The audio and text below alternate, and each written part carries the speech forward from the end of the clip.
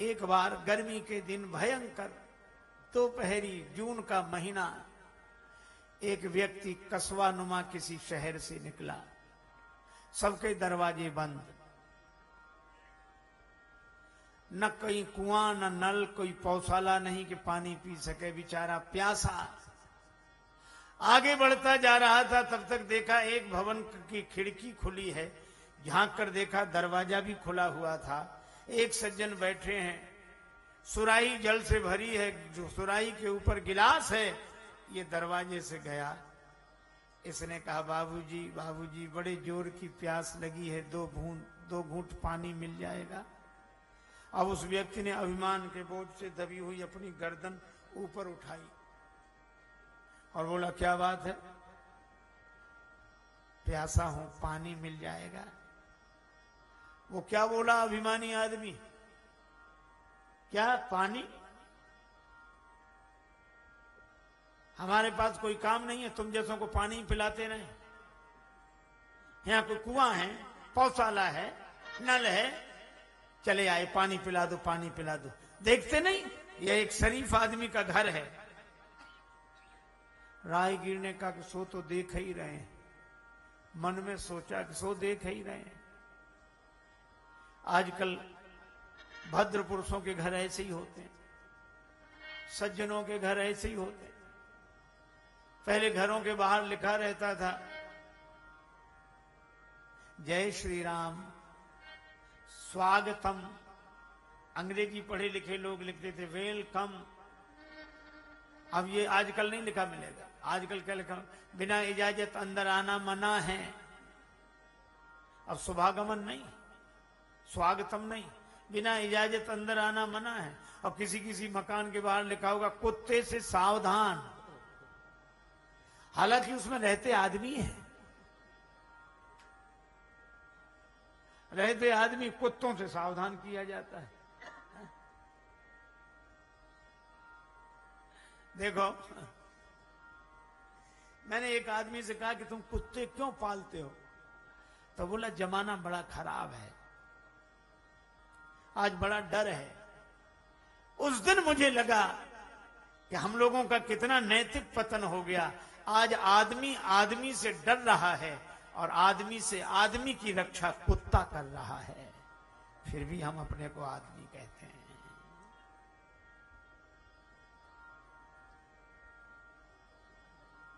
तो उस राहगीर ने कहा कि प्यासे हैं, आ ही गए तो पानी तो पिला ही दो। वो धनी संपन्न व्यक्ति था तो कहने लगा रुक जाओ, हमारे आदमियों को आ जाने दो, पानी पिला देंगे।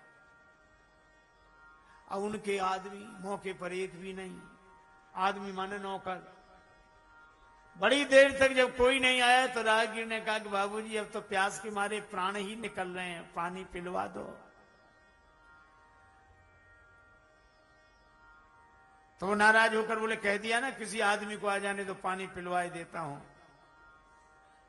राहगीर हाथ जोड़कर बोला बाबूजी थोड़ी देर के लिए अगर तुम ही आदमी बन जाओ तो कुछ हर्ज है।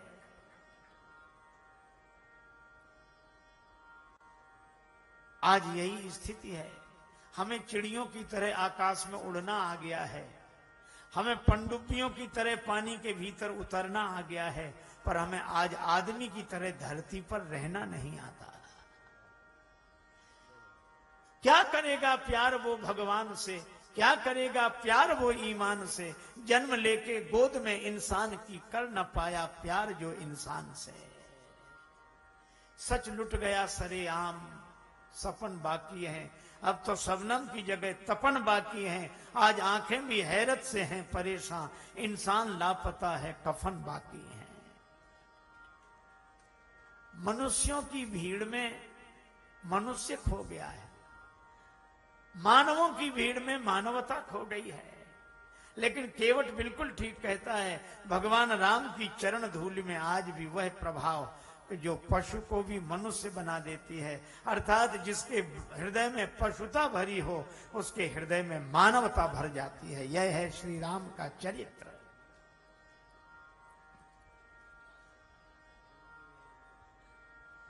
भगवान ने कहा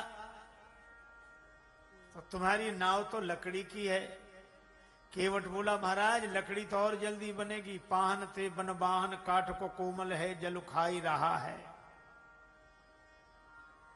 भगवान ने कहा अच्छा तुम उपाय बताओ। केवट बोला पहले आप बताओ, आपको पार जाना है? हाँ जाना है। अच्छा पार जाना है कि जरूर पार जाना है? अरे नहीं भाई जरूर जाना है, अवश्य जाना है। हाँ तो सुनो, मुझे चरण धोने के लिए कहो। जो प्रभु पार अवश्य गा चाहू, मोहि पद पदुम पखारन कहू। मुझे चरण धोने के लिए कहो। भगवान ने मन में सोचा कि कहें कैसे। अच्छा देखो, किसी श्रद्धेय व्यक्ति के प्रति आपके मन में श्रद्धा हो, आप चरण छू लें। ऐसा कौन व्यक्ति होगा जो अपने चरण फैला के कहे कि चलो छुओ छुओ? ऐसा तो कोई वही कह सकता है जिसका श्रद्धा से कोई संबंध ना हो, शिष्टाचार से कोई संबंध ना हो, जिसका अपने चरण फैला कहे छुओ, सर्व से कोई नाता नहीं जिसका। अब भगवान राम कैसे कह दें कि मेरे चरण धो, जो सकुचित सकृत प्रणाम किए हूं।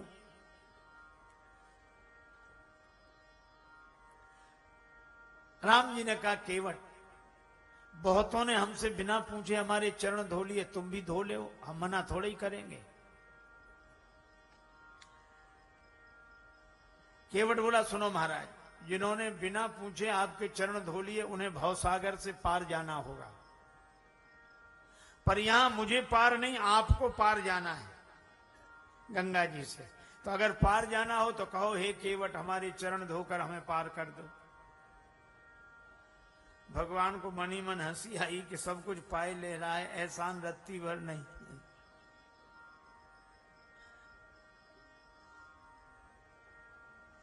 भगवान ने कहा अगर हम चरण धुला लें तो? केवट बोला चरण धुला लो तो हम पे कोई एहसान करोगे? हम आपको पार कर देंगे, उतराई नहीं लेंगे आपसे। उतराई क्यों नहीं लोगे? केवट बोला मैं देख ही ना हूं, बाबा जी बने घूम रहे हो, जो बात आप बाद में कहोगे तो हम पहले ही किए कहे दे रहे हैं, ना नाथ उतराई चाहो, चरण कमल धो ले। तब तक केवट का बेटा बोला ये कितने भी चरण धुला लें तो भी ने नाव में मत बिठाना। कहा क्यों?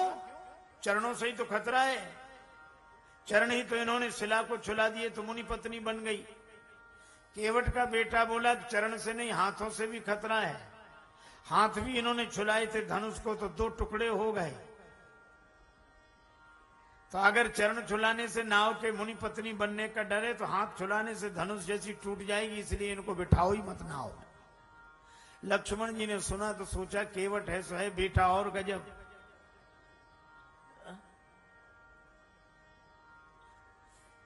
पर केवट बोला नहीं नहीं वो कोई बात नहीं, चरण धुला लेंगे। लक्ष्मण जी ने कहा कि ज्यादा बहस करोगे भगवान चले जाएंगे रूठ कर। केवट बोला यही मर्म तो मैं जानता हूं, भगवान रूठ कर जाएंगे ही नहीं। क्यों? इन्हें सब कुछ जाता है, सर्व समर्थ है। केवट बोला हां सब कुछ जाता है, पर इन्हें तैरना नहीं आता है, तारना तो आता है। अगर तैरना आता होता तो घाट वाले के पास आते ही नहीं।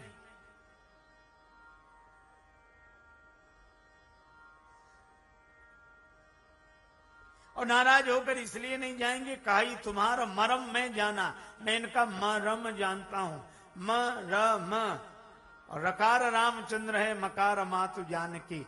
रकार है रामचंद्र और मकार है जानकी माता, जो जानकी माता की कृपा से संपुटित हों, ऐसे भगवान कभी मुझसे रूठ कर जा ही नहीं सकते।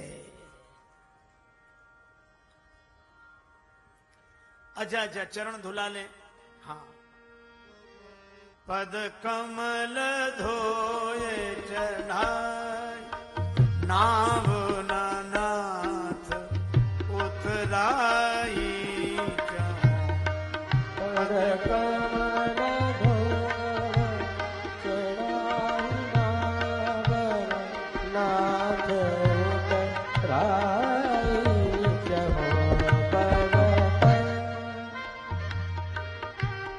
कमल धोए चढ़ाई नाव ननाथ उतराई चौपद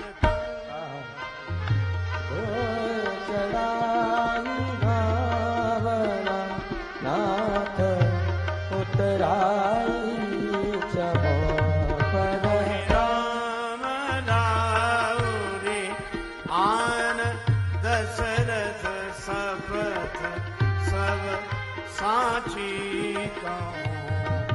मोहि राम राम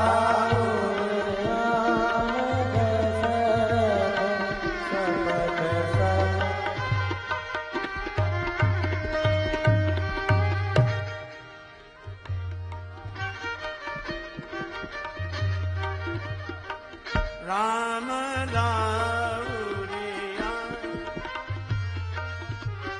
राम राउरियान दशरथ सपथ सब साची कहूँ मोहि राम।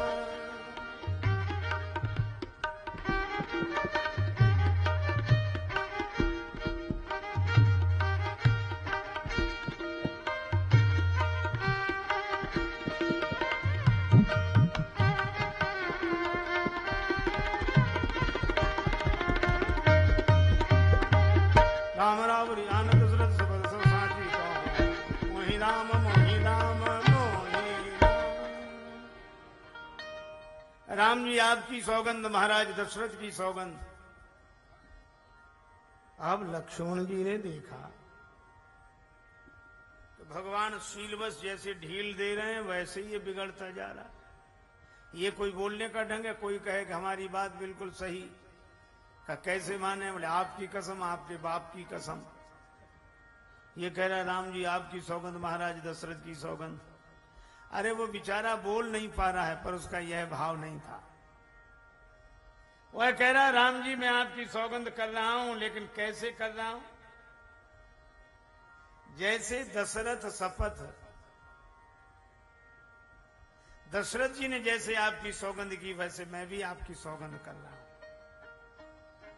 प्राण चले जाएं पर वचन नहीं तोड़ूंगा, यह है सौगंध लेने वालों का। आजकल तो हे भगवान कुछ न पूछो। एक सज्जन अपने गुरुजी से कह रहे थे गुरुजी अपना फोटो दे दो। गुरुजी बोले हमारे फोटो का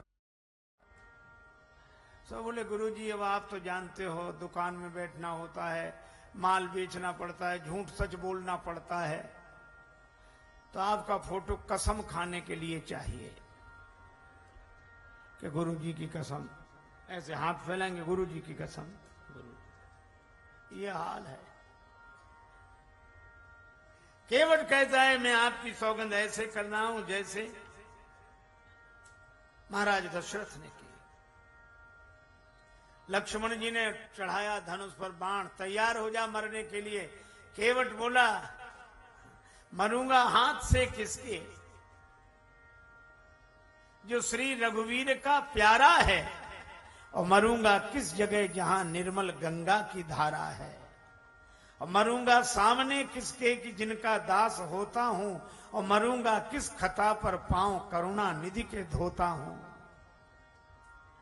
अगर इन पद पंकजों पर प्राण खो जाएगा केवट, तो मरकर भी जमाने में अमर हो जाएगा केवट।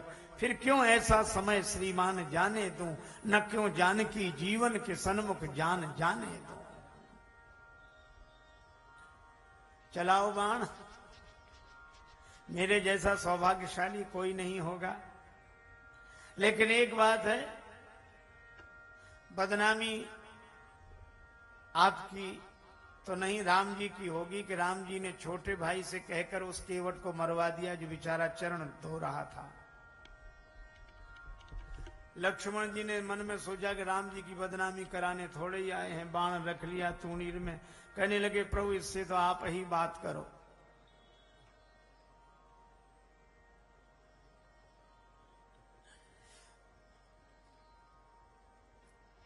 भगवान ने केवट से कहा तुम अपनी बात कहो। केवट बोला जब लगी न पाए पखारी हो, तब लगी न तुलसी दास नाथ कृपालु पार उतारी हो। तीनों को पार नहीं उतारूंगा।